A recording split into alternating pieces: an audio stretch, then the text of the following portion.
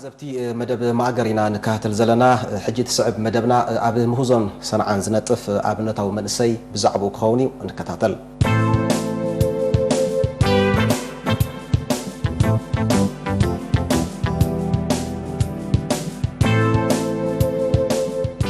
حدا كابتم أب سرحات مهزن صنعان زنطف منسياتيو أب نفس وقف جزي كمو يعاتيبو بمحز نفريات طبابو كالت بتبابو كان صبارقو يزدلي تجبارو سرحو جن أبدليت استمركو سيكونن كبدقس يحسب يحلم يجمر كونت كمثل صقامات كقليل يسرح أبايتا كغدوغا يصعر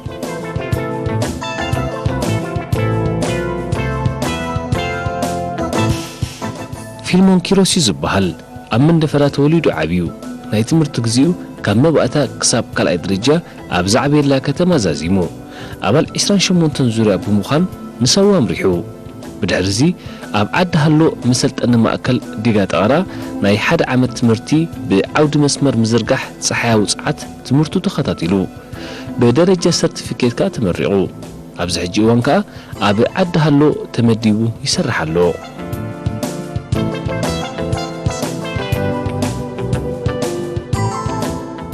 من السي فيلمون بالنسنة كله أقدمو أب أبيات تمرتي هجرو فيستيفال كمون أب فيستيفال من الساوان زتفعل سرحات نزون صنعان كقرب كعوت نايمس جاران تساتفنة ورقة كركب كيليو جي مبزحته جزء أنا قاب دصورحنا نجارات أجمعت مفتاح إذن مبزحته جزء أجمعت كفتح مغنياتو كسبت نبرز اللحات أجمعت قاطو من يقدنيو كم يجي كأخا فتحهم نزون أجمعت زيهم معناته حارش قاط ما كامون تشجرت خان سخا مفتاح قبر لك بينا من ودي خان سخا مفتاح قبر لك مجمرتا بواقع متسب بواقع نخيتهاسيو نتصرح زلخا سرحسي بواقع خيتهاسيو كال دلدال نايت تصرح زلخا نبرت ون وصايتها كي جبرخا بزخونه يكون وصايتها كي جبرخا بحجرا غابكا نتي نبرت تطقام نخون تقند علامه انا نا فيلم فلي حيل زغرمنا انا جن نتهو تنصح حساب ام محرس طعم ينفع ابزكايدو سرحو نفع بلي حساب اريان من الاسياد بعد بيتكس بقى فهم زي زغلص من شتكلي طعم ينفع فيلمون اقدمو ابستفالي اوان نوددر كونه كاولدر وصاي زبركتون فرياتو بزحت يم كم ابنت نمتقاس فلامي تبغسون عوت زرخبلان موقعيت نقاحو كتكون كلا اب الساعه بسرحو استيم ناي نفسي ناي فورنو ستيم بسنسر تسرح مقوصاصر مبراتي زبزح اب كبابي بزرخو طر نغرات تحجزو حبرت سب اب بيتو تقملهم زخل طر نغرات كقالل زخل صنعاتات كقرب كيليو اب زحلف اوان سرحات زمن اسي زخونه صنعاتات اب مدب ماجر اب نص مدب مقالح من اسيات قريب نيرو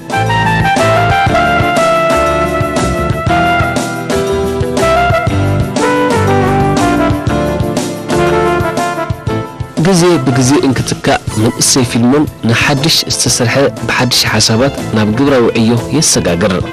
حد دحر حد إنها تكا كاب كبير حساب عبايتا ناب زغلة لسرح يغير ناب بركز ولا عيه يسجاجر نلو منبار نزل نعزم زلنا سرحته نخجل تسألنا إنا عدله النيو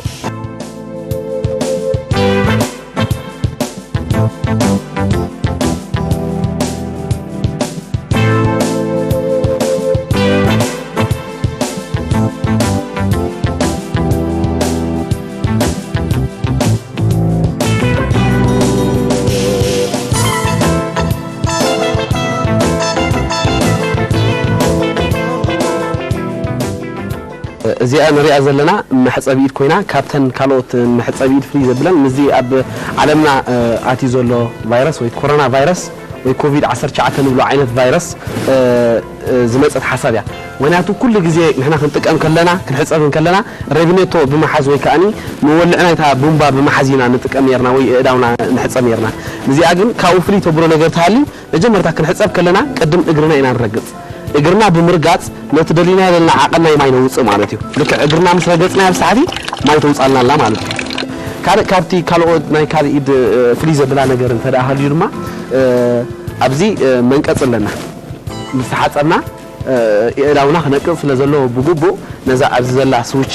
ብምጥዋዕ ወይ መወላዕን መጥፍእን ኢድና ተንቅፀና ማለት እዩ ካልእ ተወሳኺ ነገር ድማ እዛ ንሪኣ ዘለና መሕፀቢት ኣብ ትውዳእ እዋን ማይ ኣብ ዝጎድላ ወይ ኣብ ትውዳእ እዋን ንሕና ይኮንናን ማይ ንመልኣ እንታይ ደኣ በዚ ለና ሞተር ናይ ማይ ብምግጣም ልክዕ ኣብ ትውዳእ እዋን ኣብዚ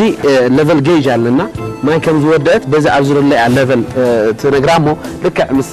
ሓበረታ ወይ ከዓ ምስ ነገረታ እዚኣ ኣውቶማቲካሊ ነቲ ምስኣ ዝርከብ ሞተር ትውልዖ እሞ ነዛ ማይ እዚኣ ከም ትመልእ ይገብሮ ማለት እዩ ነዛ ንብረት እዚኣ ምስ ኣቐመጥናያ ንሕና እዳውና ምሕፃውን ንርስዖ ኢና ሓደ ግዜ ስለዚ ክርስዖ ስለ ንኽእል ንሳ ግን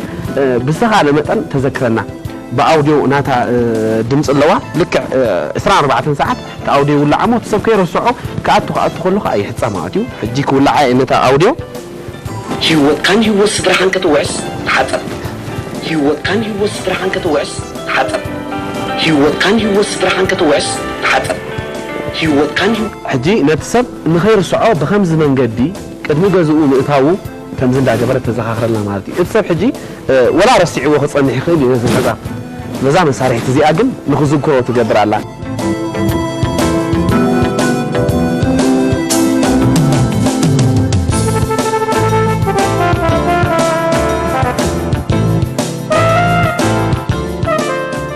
ሕራይ እዚኣ ተሰሪሓ ዘላ ንብረት ስታንድ ናይ ፍላት ወይ ከዓ መቐመጢ ናይ ቴሌቪዥን ንብሎ ማለት እዩ ከም ንሪኦ ኩሉ ሻዕ ኣብ ዝኾነ ገዛ ኣሎ ከምዚ ዓይነት ስታንድ ግን እቲ ስታንድ ዝመፅእ ብቤትሮ ዝተሰርሐ ወይ ከዓ ውሕስነት ደይብሉ ብቐሊሉ ክስበር ንኽእል ክንደይ ኢንች ቴሌቪዥን ኢና ክንሰቕለሉ ንኽእል ነቲ ስታንድ እዚ ስለዚ እዛ ሰሪሕያ ዘለኹ ቴሌቪዥን ክሳብ ዝዓበየ ቴሌቪዥን ስታንድ ክትከውን ትኽእል እያ ብተወሳኺ እዚኣ ኣብዚ ሃገር እያ ፈርያ ባዕለየ ሰሪሕ እያ ከምዚ ንሪኦ ዘለና ሰለስተ መብራህቲ ኣለዎ ኣብዚ እዚ ክልቲኡ ጫፍ ዘሎ ቀያሕቲ እዩ እዚ ኣብ ማእከል ዘሎ ድማ ፃዕዳ መብራህቲ ማለት እዩ ከም ተወሳኺ ኣብዚ ስፒከር ኣለና እዚ ላዕለዋይ ክልቲኡ ስፒከር እዩ እዚ ኩሉ እዚ ስፒከር እዩ ስለዚ ስፒከር እውን ክንጥቀመላ ንኽእል ኢና ፍላሽ ሚሞሪ ብሉቱዝን ኮኔክት ብምግባር ነቲ ስታንድ ክንጥቀመሉ ወይ ከም ዲጄ ክንጥቀመሉ ንኽእል ኢና ኣብ ገዛ ማለት እዩ ኣብቲ ምስ ፍላት ከሎ ማለት እዩ ስለዚ ብተወሳኺ እውን ሪሞት ኣለና ኣብዚ ነዛ ሪሞት ጌርና ከዓ ድላይና ዓይነት ደርፊ ክንቀያየር ንኽእል ማለት እዩ ተወሳኺቲ ኣለና ኣብታ ሳልሰይቲ ድማ ኣብዛ ሳልሰይቲ ከዓ ኣብዛ ሰይቲ ድማ ፋን ኣለና ኣብ ግዜ ረስሚ ወይ ከዓኒ ገዛና ብኮንዲሽን ደልየና እዋን ክንውልዕ ንኽእል እሞ ብኡ ከዓ ንፋስ ንረክብ እሞ ዝያዳ ፅቡቕ ኮንዲሽን ንረክብ ማለት እዩ ዝገዛ ካልእ እንታይ ኣለና ቻርጅ ሞባይል ከዓ ኣለና ኣብዚ ሞባይል ከዓ ቻርጅ ክትገብረልና ትኽእል እያ ካብዛ ስታንድ ሞባይል ቻርጅ ክንገብር ንኽእል ኢና ካብዛ ስታንድ በዚኣ ላትና ኬብል መእተዊ ኬብል ካብዚኣ ናብዚኣ ቻርጅ ክንገብር ንኽእል ኢና ማለት እዩ ብተወሳኺ ኣብ ልቺ ዘይብሉ እዋናት ኢና ኩሉ ሻዕ እዚ መብራህቲ ንጥቀመሉ ኣብ ልቺ ዘይብሉ እዋናት ሪቻርጅ ገይሩ ስለ ዝፀንሕ ንጥቀመሉ ማለት እዩ ኣብ ልቺ ዝኸደትሉ እዋን እዚ ኣውቶማቲካሊ ዝውላዕ ልቺ ኸይዳ እንከላ ግን እዚ መብራህቲ እዚ እንታይ ኮይኑ ተወልዒና ኣሎ ማለት እዩ ፃዕዳ መብራህቲ ንጥቀም ኣለና ቀይሕ መብራህቲ ክንቀይሮ እንተኮይና ከዓ በዚ ስዊች ኣለና ነዚ ስዊች እዚ ብምውላዕ ክንቀይሮ ንኽእል ማለት እዩ እቲ ኩሉ መስርሕ ናይቲ ኤሌክትሪካል መስርሕ ኣብ ውሽጢ እዚ ቦክስ ክልቲ ቦክስ ንሪኦ ዘለና ኣብ ውሽጢ እዚ ክልተ ቦክስ እዚ ኣትዩ ዘሎ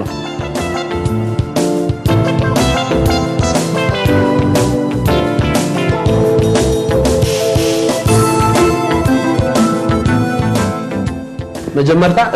እንታይ ኢልናዮ ዝኾነ ዲቫይስ ክህልወና ይኽእል እዩ ኣነ ንኣብነት ሕጂ እዛ ታብለት ገይረ ነዚኣ ሙዚቃ ከስርሐ እየ ንብል ኣለና ፍላሽ ሚሞሪ እውን ተወፅያ ፍላሽ ሚሞሪ ለና ብቅድሚት ፍላሽ ክንገብር ንኽእል ኢና ሚሞሪ ከዓ ናይ ገዛ ርእሳ ሪሞት ስለ ዘለዋ እውን ሪሞት ተጠቂምና እውን ድላይና ክንገብር ንኽእል ኢና ወይ ከዓ ክንውላዕን ክነጥፍኣን ንኽእል ኢና ሕጂ ግን ኣነ በዛ ዲቫይስ ሒዝያ ዘለኹ ብሉቱዝ ኮኔክት ብምግባር ነዛ ስታንድ ናብ ሙዚቃ ክውላዕ እየ ማለት እዩ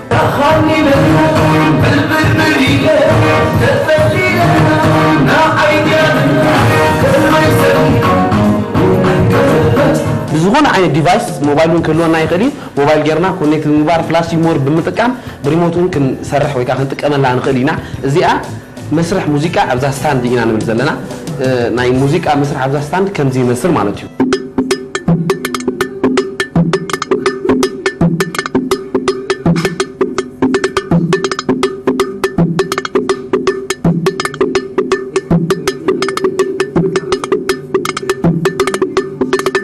مبعثات مهارين كله هيلو استبقص سرح لومي بفلتات تسنيو أزايدو يركب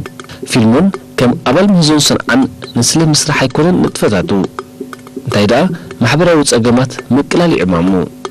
درعي أكاديمية وفلتات مسموية وكالت التأساسيو سرحو أبايتا يسني هراي زيا كم كاليت سرح مالتيو كم كاليت سرح هنا زيا دايركت سولار تشارج نبلا ويدماني بكتا تشارج خطقبرنا تخليج مساري ديا مناتو قدم حجي تشارج نقبر كلنا ولا كاب سولار تشارج نقبر كلنا انتاينا نتقم يرنا انتينا اذا مبرهات زيا كل غزي خند سولار زيا نتقملا كلنا اب صحي بموصا እንደገና ካብቲ ፀሐይ ክትመልእ ከላ ኣብ ገዛ ብዝቕመጥ ሪሲቨር ያ ቻርጅ ትገብረና ነራ እዚያ ግን ዳይሬክት ኣብ ፀሐይ ኮፍ ብምባል ወይ ድማኒ ቀጥታ ኣብ ፀሐይ ኮፍ ብምባል በዚ ናይ ኬብል ምእተውለና ኣብዚ ኬብል ብምእታው ቻርጅ ከተግብረና ወይ ከዓ ክትመልአላ ንክእል ማለት እዩ ሕጂ እዚያ መጀመርታ ሶላር ኖርማል ሶላር ነራ ወላ ሓደ ነገር ኣይነበራ ታ ፓነል كم زلات خوينا واير نيراتا تا واير كان نجازا تاعتو نيرا نوعو بمقلاي انا قلت غيره بزي ناي فلاش ويكاني ناي كيبل مئتوي بمقطام نزا كيبل زي ابو غيرنا شارج خم تقبر غير يالخو مالتيو لك صحي كنوصان كلنا مبرات الله لنا بزي اذا مبرات زي تولع مالتيو لك صحي مسوصانا اذا مبرات زي تولع لنا مو سولعت شارج ويقات باور كم زولت نغرنا لا مالتيو شو باور كم زولنا مسفلتنا اذا كيبل زي نرجع ناي سولار بانل بوتا بميدا نتمام على شو مسكتنا بتاخمل علينا موبايل نقربها شو تعال مسكتنا يا خا بزي كيبل علينا بزي كيبل زي أفتح موبايل بميدا وشارج نقدر مالك شو لك بخمسة أجراب زي زغوني يكون سجن شارج نقدر نقدر مالك شو وزي كندي أبي بوتا يدتكلم تلكاني بفلا زلش زي ولو بوتا ثات على روح أرامز ولا بوتا ثات زي ولو بوتا ثات على نعو شفنا نباوي كأنه تنزبي نخرب بحث بهيلا تسرحت يا مالتشو زي ولا حنتي ذا بانل زي اطراي مالتشو ذا بانل ذا كيبل ولا حنت وطايتات دغبرناي ነገር የለን ተخل ኤሌክትሪካል ሰርኪት አልዋ ውሽቲ በር ولا حنتي وطايتات ጎሮ بوحد كستايس ገዛው ይካት ዕድጋ ትኸኒ ከማለት بزي ዝኾነ ይኹን ጸገም بوحد وطايتات ጌርካስ ክትገዛ ትኸኒ خازي ዝኾነ ሰብ ከጥሪያ ዝኽእል ንብረት ያ ذا حساب عدمش ጎሽኩ ሓደ ግዜ ማለት እዩ ቻርጅ ኣብ ሰዓን ኩሉ እዋን ቻርጅ ክገብር ኢለ መስከርኩ እታው ጸናሕትን ሶላር ተበላሻ ጸናሕንሞ እዚያ አስገለ ነገር ክገብረላን ወይ ከሐስባለን ብምባል ነታ አው ዝነበረ ሶላር ዳይሬክት ቻርጅ ከምትመል ገሪያ ማለት እዩ ተመበገሰ ሐሳቡን ምስ ጎሽኪ መጽ ማለት እዩ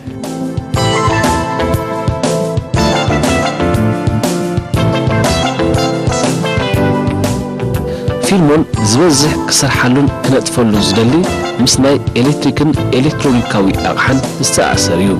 كينوزي نتي أكاديميو فلتات زقسمولو مسناي صحاو ساعات استحاز فرياتون كم زبركت يقلص تبقسن تلو زي قال كم زي الامينو بمنقد سرحاتو كرقاقص يدلي حجي موزن صنعان كنبل كلنا كل غزي اب كل يخاتاتو ناتو اب الكتريك طراي تحاطير كاس قايت بنيخا اب ميتال طراوي اب حاطين طراي تحاطير كاس قايت بنيخا اب فلنيا متحاطير كاس قايت بنيخا انت دا اب كل مئتاو مالتي معناته منهاز كويس بمهازي كل ነገር بعلها يخطب بدلك او يمزال لقطب تونكاسي كل ነገር بعلها خاطرين كتسوحي زلك زاري موت زيا زغونه باتري يبلان نريان تلينا معناتيو زغونه باتري يبلان ስለዚህ بزي باتري ግን ቻርጅ ምግባር ግን ክንጥቀመላ ንخل معناتيو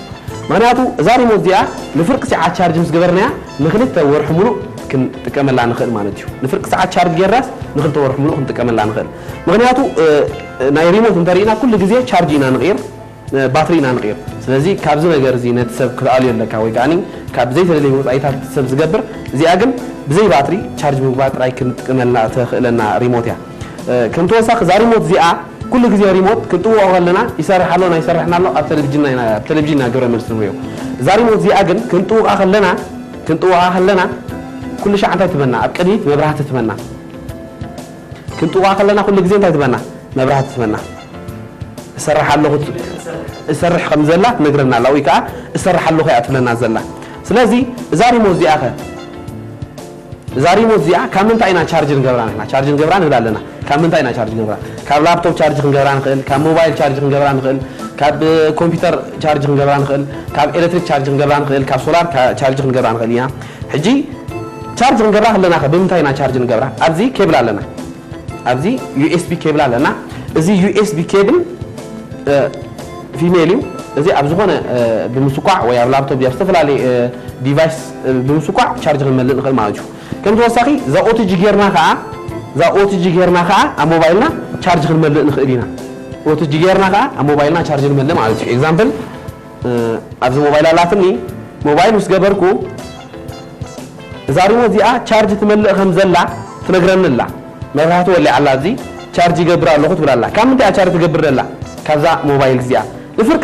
ንፍርቂ ሰዓት ቻርጅ ምስ ገበረት ካብዛ ሞባይል ንክልተ ወርሒ ሙሉእ ብዘይ ዝኾነ ይኹን ፀገም ክንጥቀመላ ንኽእል ማለት እዩ ተጠቒሞም ዘለኹ ዝደኸመ ባትሪ ናይ ኖኪያ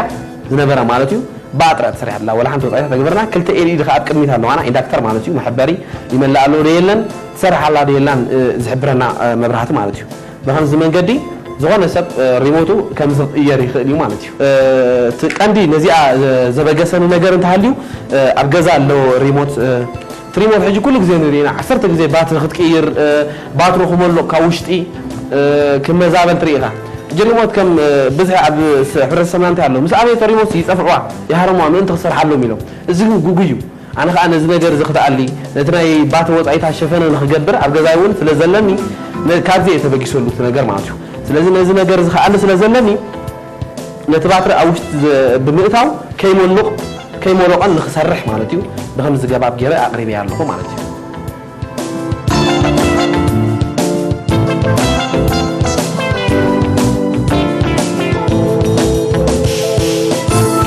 ናይ ሓባር ርእሲ ዝፈሰሱ ስራሕ ውፅኢቱ ዓወት እዩ ፊልሙ እውን ነፍሲ ወከፍ ኣመዛዝነ ዘብፅሑ ስራሓቱ ኣቐዲሙ እቲ ሓሳብ ኣበጊሱ ንስራሕ ድሉ ኣብ ዝኾነሉ ግዜ ብናይ ገዛእ ርእሱ ሓሳብ ከይተደረተ ሓገዝቲ ዝኾኑ ነጥብታት ይቕበል መወከሲታት ይጥቀም ብመንገዲ ስርሑ ክረኽቦ ዝኽኣለ ነፃ ናይ ምስራሕ ዕድል ተጠቒሙ ንግዜው ኣመቃሪሑ ኣብ ባይታ የረጋግጾ እዚአን ንሪኦ ዘለና ሳሎን እዩ እዚ ሳሎን እዚ ግን ብምንታይ እዩ ተሰሪሑ እንተኢልና ድማ ብጎማ እዩ ተሰሪሑ ጎማ ናይ መኪና ጌርና ኢና ዳሪና ዘለና እዚ ሳሎን እዚ ኣብ ዝኾነ ገዛ ሳሎን ክህሉ ይኽእል እዩ ስለዚ ዋጋ ናይ ሳሎን ንፈልጦ ኢና ክንደይ ኣሎ ከመይ ጌርካ እንታይ ዓይነት ቦታ ይሕዘልና ኣብ ገዛ ኢና ንብል ስለዚ እዚአን ግን ፅፍፍ ዝበላ መንገዲ ክልተ ጎማ ናይ መኪና ብምድራብ ኣብ ላዕሊ ከዓ ብከምዚ ንሪኦ ዘለና ገባብ ብከምዚ ንሪኦ ዘለና ኣሊምና ወይ ድማ ኣለጋጊብና ነዚ ብላዕለዋይ ክፋል ናይቲ ጎማ ሕብሪ ብምልካይ ክልተ ጎማ ብምድራብ ማለት እዩ ነዚ ንሪኦ ዘለና ሳሎን ነቕሞ ማለት እዩ እዚ ከዓ እቲ ብላዕሊ ኮፍ ኣቢልና እዚ ስፒኞ ይመልእ ዘሎ ኣብ ውሽጡ ማለት እዩ ስለዚ ብላዕለዋይ ክፋል ናይቲ ጎማ ኮፍ ነብሎ ብከምዚ ገባብ ዘይዝኾነ ይኹን ፀገም ሰብ ኮፍ ክብል ይኽእል እዩ ማለት እዩ እቲ ጎማ ክልቲኡ ሮንዴላ ጌርና ብብሎኒና ሒዝና ዘለና ብውሽጣዊ ክፋል ማለት እዩ ክልቲኡ ጎማ ተተሓሒዙ እዩ ዘሎ ሽዑ ብላዕለዋይ ክፋል ከዓ ከምዚ ጌርና ኣሊምና ኣለና ማለት እዩ ስለዚ ከምዚ ኢሉ ተኣሊሙሎ እቲ ላዕለዋይ ክፋል ናይቲ ጎማ ማለት እዩ እቲ ላዕለዋይ ክፋል ከምዚ ኢሉ ሽዑ እዚኣ ምፂና ከዓ እንታይ ንገብራ ብላዕሊ ኮፍ ነብላ ግን እቲ ጨርቂ ከዓ ኣለዎ ጫፍጫፉ ማለት እዩ መግለፂ የብሉ ብድኾነ ሓሰባስ ከይገበራ ሱቕ ኣይብልኒ እንጂ ከዓ በዚ ንሪኦ ዘለና ኣቑሑት ከዓ ድኾነ ንብረት ከምደይ ድርበ ኣብ መዓላ ከም ዝውዕል ብናይ ጎማ መኪናስ ሳሎን ኮይኖም ሌና ኮፍ ኢልና ኣለና ማለት እዩ ሕጂ ኣዝዩ መግለፂ የብሉ ናይ ፍልይ ይብሉ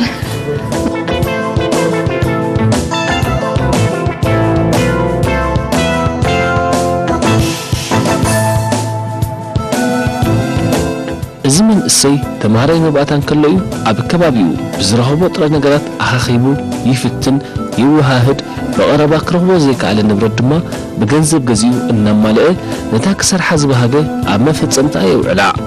ንሓሳብ እውን እንተኾነ እታ ዝሓሰባ እንተዘይመፅያትሉ ብምፍታኑ ዕግበት ይስምዖ ተመክሮ ደልይቡ ንቐጻልነት ስራሕን ምዕባለን ከዓ ይመዓዶ መወከሰይ ኩሉ ግዜ ሕብረተሰብና እዩ ሕብረተሰብና ብዙሕ ፀገማት ትሪኢኻ ሕብረተሰብ ተሸጊሩ ትሪኦ እዝን ክዕረየሎ እንትብሎም ነገራት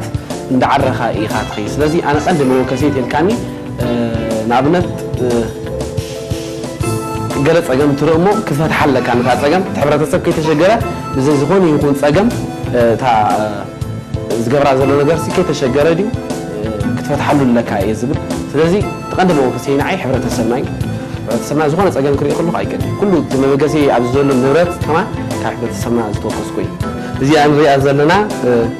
መደቀስ ናይ ቆልዓ ወይ ዓራት ቆልዓ ኮይና ፍሉይነት ናይዛ ዓራት ቆልዓ ኸ እንተልና ሓደ መብራህቲ ኣለዋ እዚ መብራህቲ እዚ ተቆልዓ ብዝተሳኣሉ እዋን ወይ እውን ዝኾነ ነገራት ዘጋጥሞ እዋን ብቀጥታ መብራህቲ ወልዒና ኣብ ልጭ ዘበለ ወዲ ኣብ ልጭ ዘይብሉ እዋን መብራህቲ ብምጥቃም ብዘለና መብራህቲ ክንረጋግፆ ወይ ከዓኒ ክንሪኦ ንኽእል ማለት እዩ ኩነታት ናይ ተቆልዓ ማለት እዩ ከም ተወሳኺ እውን ኣብዚ ኤምስር ለና ወይ ድማ ቴባ ኣለና ማለት እዩ ነቲ ቆልዓ ኣብ ዝስልችዎ እዋን ወይ ክዘናጋዕ ኣብ ንደልየሉ ወይ ክመሃር ኣብ ንደልየሉ ብኣውድዮ ወይ ከዓ ብሙዚቃ ቆልዓ ብዘይ ዝኾነ ይኹን ፀገም ክመሃር ይኽእል ማለት እዩ ከም ተወሳኺ እታ ቀንዲ ኣብዚኣ ዘቃለልክዋ ስራሕ እንተልያ ግን ንኣብነት ኣብ ገዛኻ 4-5 ገዛ ወይ እውን 2-3 ገዛ ኣለወካ ኣብዚ መንጎ ትቆልዓ ኣብ ተዓራቱ ኣብ ገዲፍካሉ ትኸይድ እዋን ብኸመይ መንገዲ ክትቆፃፀሮ ትኽእል ንኣብነት ኣነ ብክሽነ ተለየ ነቲ ቆልዓ መደቀስ ገዲፈ እንተደኣ ከይደ ብኸመይ መንገዲ ክትቆፃፀሮ ዝኽእል ኣነ እንታይ ገይረ ካሜራ ብምግባር ክሳብ 100 ሜትሮ ኣብ ከባቢኻ ኣብ ዘሎ ርሕቀት ነቲ ቆልዓ ክትቆፃፀሮ ትኽእል ማለት እዩ ንኣብነት ቆልዓ ምስ ደቀስካላ እዛ ስእሊ ላ ንኣብነት እዚኣ ኣብዚ ምስ ደቀስናያ ኣብዛ ሒዝያ ዘለኹ ታብለት ኮኔክት ብምግባር እቲ ቆልዓ ኣበይ ከም ዘሎ ኩነታቱ ክንፈልጦ ንኽእል ማለት እዩ ንኣብነት ነዛ ታብለት ሒዛ ኣነ 100 ሜትሮ ክኸይድ ትኽእል 100 ሜትሮ ምስ ከድኩ እቲ ቆልዓ እንታይ ይገብር ኣሎ ደቂሱ እዩ ዘሎ ተሲኢዱ እዩ ዘሎ ኩነታቱ ከይፈልጥ ይኽእል እየ ማለት እዩ እታ ቀንዲ ዘቃለልኳ ስራሕ እንተለያ ሕጂ ንኣብነት ቆልዑት ብፍላይ ህፃናት ንኣሽቱ ህፃናት ጨርቂ ይሽፍኖም ንሕና ከይረኣናዮም ክበኺ ይኽእሉ ክገማጠሉ እውን ስለ ዝኽእሉ ኩነታቶም ንምፍላጥ ማለት እዩ እዛ ጌርያ ዘለኹ ካሜራ ነዚ ስራሕ እዚ ተቃልለለይ ማለት እዩ እቲ ቀንዲ መበገሲ ሓሳብ ናይዚኣ ስራሕ እንተኢልካ ከዓ በዓልቲ ቤተይ ማለት እዩ ኣብ ገዛ የሪኣ እሞ ነታ ቆልዓ ከተኣለ ብዙሕ ክሳይ ትገብር ስለዚ ኣብ ገዲፋታ ትኸደሉ እዋን ነታ ቆልዓ ስለ ዘይትሪኣ ነዛ ዋየርለስ ካሜራ ብምግጣም ኣብዛ ዓራታ ማለት እዩ ናይታ ቆልዓ ነዛ ዋላ ዓራታ እዚኣ ብምግጣም ኣብ ዝደለይቲ ኮይና ክትቆፃፀራ ኣኽኢለ እያ ማለት እዩ ካሜራ ንውልዓ ኣፕሊኬሽን ኣለዋ ነታ ኣፕሊኬሽን ጌርና እታ ኣፕሊኬሽን መንገዲ ክንቆፃፀራ ንኽእል ኢና ብዝደለናዮ ማለት እዩ ክሳብ 100 ሜትሮ ዘለዎ ርሕቀት ቆልዓ እንታይ ይገብር ኣሎስ ክንፈልጥ ንኽእል ኢና ቻርጅ ኣለዋ ቻርጅ ስለ ዘለና በዚ ቻርጅ ክንመልእ ንኽእል ኢና የስ ፍላሽ ስፖርት ስለ ዘለና ካብዚ ናብዚ ቻርጅ ክንመልእ ንኽእል ኢና እዚኣ ካብ ስራሕ በቃ ኩሉ ነገር ቀሊል በቃ ንቢቱ ጓለይ ተሸጊረ ዝኾነ ነገር ኣይሰርሕኒ ቀሲነ ኣብ መደቀሲ ኣገዲፍያ ኣብ ዝኸድኩ ከይደ ቀሲነ የሰብረ በቃ በዓል ቤተይ ስንደ ፍሉይ ነገር ይፍለይ በቃ ኣብ ስርሕስ ብጣዕሚ ይፍዕ እዛ ዘላ መሳርሒት ከዓ ብሉቱዝ ኣለዋ ሚሞሪ ኣለና ፍላሽ ክንገብረላ ንኽእል ኢና እቲ ቆልዓ ክዘናጋዕ እንድሕር ንደልዮ ኮይንና ሙዚቃ ዝፈቱ ቆልዓ ኣሎ ብባህሪ ሙዚቃ ዝደሊ ዝኾይኑ ልክዕ ሚሞሪ ፍላሽ ጌርና ድማ ከዘናግዖ ንኽእል ኢና ነቲ ቆልዓ ኣዝዩ እንታይ ሽሞ ብትሑት ወፃኢሲ መናባብሮ ከዚኣ ናንተ ሕጂ ምልእቲ ገዛስ ብትሑት ዋጋ እዩ እንታይ ሽሞ ገይርዎ ደሎ ካብተን እንታይ ሽሞ ገይሩ ኣብ ከምዚ መዓላ ከም ዝውዕል ገይርዎ ደሎ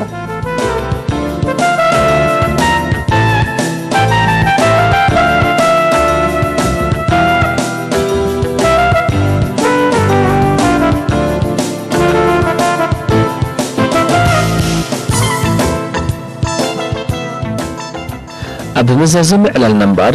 ኣብቲ እዝምን እሰይ ዝዓየዮ ስራሕቱ ናይ ቡን ረብዒ ኣካይድና ሙዚቃ እናስተማርና ምስ ሽሻይ እንጉረት እናተቋደስና ስራሕቱ ኣድኒዕና ኢና ተፈላሊና ብወገንና ርሑስ ቅንያት ኣውደ ዓመት ርሑስ ኣውደ ዓመት ግበረልና ንኩሉ ህዝቢ ኤርትራ ንሓይልታት ምክልኻል ኤርትራ ዮሃና ክብል ይደሊ ንኩላቶም ኣብ ውሽጥና ኣብ ደገን ዘለዉ ህዝቢ ኤርትራ ንደቅና ዮሃና መጀመርታ ንኩሎም ስድራ ቤተይ ከምኡውን ንመላእ ህዝቢ ኤርትራ ሓይልታት ምክልኻል ኤርትራ ከምኡውን ንኣሁን ሚኒስትር ዜና ከምኡውን ንኣዝዩ ዝፈትዋ ምጮት ጋብና ቢታንያ ፊልሞን ከምኡውን ንኽብሩ በዓል ቤተይ መጀመርታ ነቲ ከምዚ ኢሉ ምሳኹም ክዘራረብ ኮፍ ኢለ ይህኒን ክበሃል ጥዕና ሂቡ ኣብዚ ዘምፃኒ እግዚኣብሔር ኣምላኽ መጀመርታ ከመስግኖ ይደሊ ማለት እዩ ብድሕሪኡ ስድራ ቤተይ ኩሎም ወይዘሮ ተበህረ ስእሉ ምስ ኪሮስ ተወልደ ከመስግኖም ይደሊ ማለት እዩ ቀፂለ እውን በዝላ ክብርቲ በዓልቲ ቤተይ ሄረይ ማለት እዩ ሄርሞን ላይነ ከመስግና ይደሊ ብተወሳኺ ንስድራ ቤት ملأكة تدرس زرقو بحفشة دقوم بعلت بيتهم نكلهم ويزار هيوت مالتي نكلهم كمسجونهم اللي بزقات أمين بتوسعون أبعدها لزركبو كلهم مسارحتي بزقات أمين كمسجونهم ويكا يوحنا ملختي كصحنهم يدل مالتي كساقي نكله زبيرتره يوحنا قبل يدلي بزقات أمين مالتي